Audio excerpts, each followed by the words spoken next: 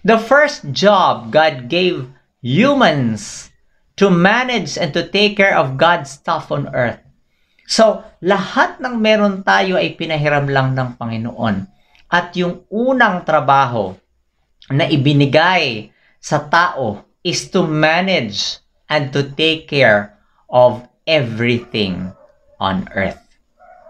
Because God owns it and it should be taken care of as much as we can. Nako mga kaibigan, itanong nyo nga sa inyong sarili kung ang pinahiram sa atin ng Diyos ay ating inaalagaan. Ang ating buhay, baka bisyo. Hindi natin inalagaan ang buhay. Ang ating paligid, inaalagaan ba natin?